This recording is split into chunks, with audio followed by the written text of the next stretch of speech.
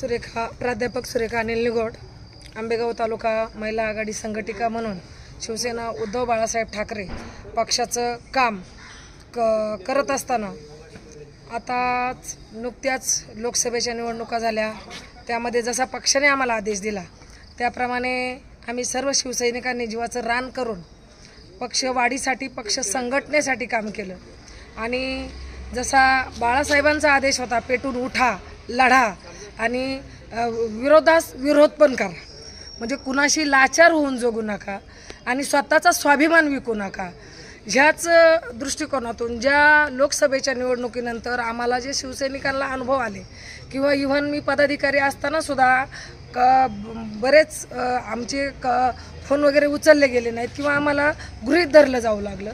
त्यानंतर विधानसभेच्या निवडणुकीच्या माध्यमात आम्ही खेड, जुन्नर आणि आंबेगाव 3 जागा या शिवसेनेसाठी मागत होतो, परंतु प्रथमतः एक जागा भोसरीसाठी देण्यात आली आणि आमचे 3ही तालुके डावलले गेले आणि नंतरच्या मीटिंगमध्ये ज्यावेळी बाबाजी काळेंसारखे शिवसैनिक 5 दिवस मातोश्रीवर मुक्कामी राहिले आणि त्यांनी ती खेडसाठी एक जागा आम्हाला मिळाली, हे आमचं भाग्य। परंतु ती एक जागा मिळत असताना भोसरीची जागा कमी करण्यात आली, चिंचवडची जागा कमी झाली आणि जर पुणे जिल्ह्यामध्ये एवढं शिवसैनिक असताना शिवसेनेला जर मानाचं पान मिळत नसेल तर आम्ही शिवसेना पक्षाच्या नावाने मी फॉर्म भरला होता आणि फॉर्म भरण्याचा एकच उद्देश, माझ्याकडे सर्वसामान्य शिवसैनिक येऊन ह्या शिवसैनिकांची इच्छा होती ताई तुम्ही फॉर्म भरा, म्हणून तो मी फॉर्म भरला। आणि त्यानंतर मी एक अपक्ष पण एक फॉर्म भरून ठेवला होता, कारण माझ्याकडे काही पक्षाचा एबी फॉर्म आला नाही आणि पक्षाचा जो महाविकास आघाडीचा जो नारा आहे, पक्षाचा काही अडचणी असू शकतात, काही जागा वाटपामध्ये मी माझ्या पक्षीय किंवा माझ्या नेत्यांना कुठेही हे करत नाही, दोष देत नाही, कारण त्यांची अडचण इथं असू शकते। आणि त्याप्रमाणे मलाही सचिन भाऊंनी सुद्धा फोन केला की ताई तुम्ही आघाडीचं काम करा, परंतु सचिन भाऊंच्या फोनपेक्षा कालपासनं माझ्याकडं इतके सर्वसामान्य सैनिक येऊ लागले की ताई तुम्ही आमच्यासाठी लढा, आम्ही आमच्या मजुरीतला पैसा तुम्हाला देऊ पण तुम्ही माघार घेऊ नका। एक बाजूनी सर्वसामान्य जनतेचा दबाव आणि एक बाजूनी माझ्या पक्षाचा मला पदाधिकाऱ्यांचे आदेश, परंतु त्यामध्ये सर्वसामान्य जनते माझ्या जवळच बसून राहिले काही लोक की ताई तुम्ही घोडेगावला 3 वाजेपर्यंत जायचंच नाही आणि मला नाविलाजास्तव जनतेचा आदेश मानावा लागला। परंतु मी निष्ठावान पहिल्यापासून मला जसं समजतंय तसा मी बाळासाहेब ठाकरेंचाच शिवसैनिक आहे आणि आत्ता या जनतेने जो मला कौल देईल आणि माझा विजय झाला तर मी मातोश्रीवरच भगवा घेऊन जाईल, ही माझी अपेक्षा आहे आणि सर्वसामान्य जनतेसाठी ही माझी लढाई आहे। मला कुठं माझं स्वतःसाठी काही करायचं नाही, ही माझ्या सामान्य शिवसैनिकांच्या अस्तित्वाची लढाई आहे आणि हे शिवसैनिकांचं अस्तित्व आंबेगाव तालुक्यामध्ये किती प्रमाणात आहे याचाच एक आढावा यावा, याचाच एक अंदाज लागावा आणि माझ्या गोरगरीब जनतेला न्याय मिळावा। आज आदिवासी भागात डोक्यावरचा हंडा अजून उतरला नाही आणि त्या महिलांसाठी मला काहीतरी करता यावं। आंबेगाव तालुक्यामध्ये बरेच सुशिक्षित बेकार आहेत, या सुशिक्षितांसाठी काहीतरी हाताला काम देता यावं आणि काहीतरी सर्वसामान्य जनतेसाठी मला लढा देता यावा, ह्या हेतूनेच मी आज फॉर्म ठेवलेला आहे आणि त्यात आंबेगाव तालुक्याची जनता जो कौल देईल तो मला मान्य आहे। शेवटी मी बाळासाहेब ठाकरेंचाच शिवसैनिक आहे आणि मी हातात फक्त भगवा घेऊनच लढणार आहे आणि अविनाश राणे साहेबांच्या स्मृतीस मी अभिवादन करून राणे साहेबांचा आणि उद्धव बाळासाहेब ठाकरे पक्षातून आज मी आघाडीचं काम करत नाही तर मी एक शिवसैनिक म्हणून फक्त आमचे हिंदू हृदय सम्राट बाळासाहेब ठाकरे यांचा आणि माननीय माजी खासदार किसनराव बानखेले यांचा या 3 फोटो माझ्या बोर्डवर लावून मी ही लढाई करणार आहे। ही सर्वसामान्य जनतेची लढाई आहे, ही माझी लढाई नाही।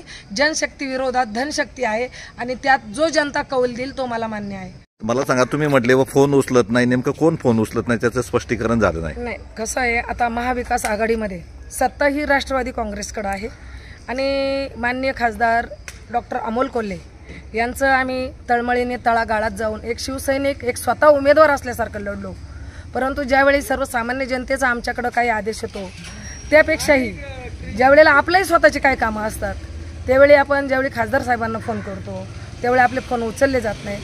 त्यात जो चौकात त्यांची एक मिरवणूक झाली त्यावेळेचा एक विषय झाला, त्यावेळी आम्ही शिवसैनिक सगळे तापले होते. त्यानंतरही त्यांना भरपूर कालावधी होता की त्यांनी म्हणा किंवा आत्ताचे जे उमेदवार आहेत यांनी शिवसैनिकांना विश्वासात घ्यायला पाहिजे होतं. आणि तसं मी त्यांना सांगितलं पण होतं की सर्व शिवसैनिकांना एकदाच विश्वासात घेऊन मिटिंग लावा. परंतु त्यांनी शिवसैनिक फक्त आघाडीत गृहीत धरले आणि त्यांनी त्यांच्याप्रमाणे फक्त मोजक्याच पदाधिकारी हाताशी धरून मला कोणत्याही मिटिंगला बोलवलेलं नाही. मी पण पदाधिकारी होते आणि पक्ष माझ्यावर कारवाई करेल त्याला मी सामोरं जायला तयार आहे. आणि त्यामुळं आमची नाराजी होती. आणि आमची म्हणण्यापेक्षा माझ्याबरोबर जे सामान्य शिवसैनिक आहेत यांचे कधी सरकारी दवाखान्याचे प्रॉब्लेम आहेत, काही पोलीस स्टेशनला प्रॉब्लेम आहेत. ज्यावेळी लांडेवाडीला मी बूथ लावला ते माझ्या एका लांडेवाडीच्या आमच्या शिवसैनिकावर हल्ला झाला. कोयत्याने हल्ला झाल्यावर त्याच्यावर पोलीस स्टेशनला सुद्धा आमचे कुणी पदाधिकारी येऊ शकले नाही. म्हणजे असे जे शिवसैनिक माझ्याबरोबर आहेत आणि आज जर मी माघार घेतली असती तर मला ह्या शिवसैनिकांना उत्तर देता आलं नसतं. म्हणून मी माझा फॉर्म ठेवला. महाविकास आघाडीचे जे उमेदवार आहेत देवदत्त निकम यांनी तुमच्याशी काय संपर्क केला किंवा नाही? काय देवदत्त निकम साहेब यांनी माझ्या फॉर्म भरल्यापासून पण आणि कधी या आघाडीत असताना आजपर्यंत कधी संपर्क केला नाही. आत्ता एकंदरीत 2:10 किंवा 2 वाजता माघारीच्या वेळेत ताई एकदा आमचं ऐका आणि आमचं काम करा म्हणून एकदा मला त्यांचा आत्ता कॉल आला. परंतु मी पण कामात होते आणि त्यामुळे त्यांना म्हटलं आपण पाहू. परंतु ज्यावेळी माझ्या शिवसैनिकांना पण विचारलं ज्यांनी मला उभं राहायला सांगितले तर त्यांचा अंदाज घेतल्यावर ते म्हटले ताई आपल्याला माघार घ्यायची नाही. आणि त्याच इथून मग आम्ही जागेवर. आता पक्ष संघटना तुमच्यावर कारवाई करीन मग तुम्ही हे गृहीत धरूनच चाललाय का सगळं? पक्ष संघटने कसं आहे, संघटनेचा जो आदेश असेल शिवसेनेत शिस्त असते. आणि समजा मी एक अपक्ष म्हणून शिस्त भंग केली असं वाटत असेल परंतु मी हा लढा फक्त आणि फक्त सर्वसामान्य शिवसैनिकांच्या अस्तित्वासाठी लढत आहे.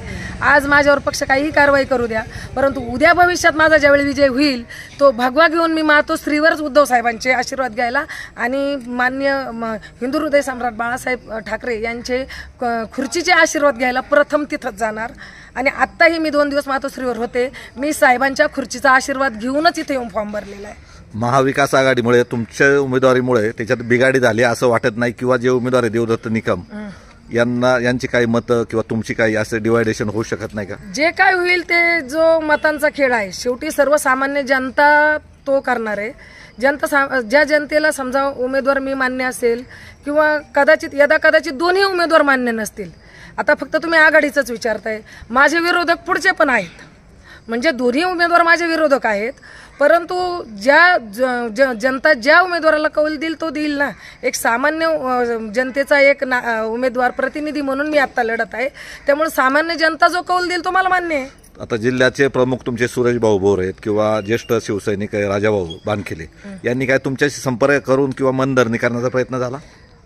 साहेब त्यांनी पण मला महाविकास आघाडीचा धर्म पाळा म्हणून आदेश दिला किंवा माझ्याशी प्रेमाने अगदी आग्रहाची विनंती सुद्धा केली. परंतु मी पण त्यांना सांगितलं मी लास्ट टाइम ज्यावेळी मला शिवसैनिक सांगेल तेच मी करेल. आणि लास्ट टाइम मी पुन्हाही शिवसैनिकांचा विचार घेतला.